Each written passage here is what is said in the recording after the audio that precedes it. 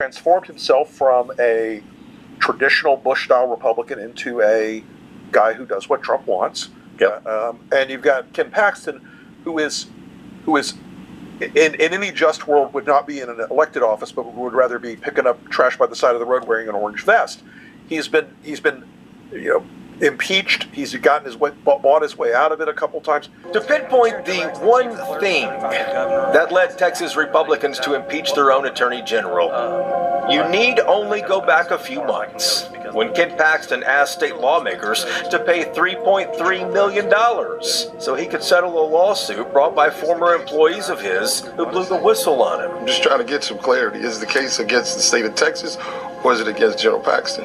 Really, the whole thing comes down to having Texas pick up the bill for, firing the whistleblowers. So Paxton asks for taxpayer money to be spent on his own legal settlement. If this legislative body does not vote to pay that, then what would be the next steps? What will happen then? House Republicans refuse and quietly open an investigation into the Attorney General. The result of the legislature's investigation, that is what led to the 20 articles of impeachment. But let's back up here and put the pieces of this puzzle together.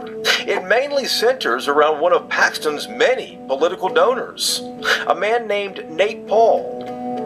Prosecutors say Paxton went out of his way to help Paul, did things for him as Attorney General that benefited Paul, not taxpayers.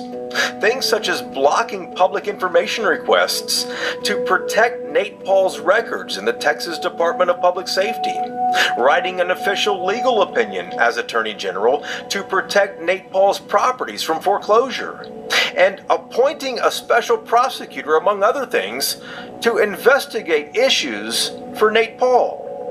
What in the world do you think Ken Paxton saw in Nate Paul? Look, he clearly should have had better judgment about Nate Paul. Obviously, he's facing very serious problems right now. There was chatter and I think doubt about his business empire, how quickly he emerged as a major player, really kind of out of nowhere, and the way he was operating, his flashy lifestyle.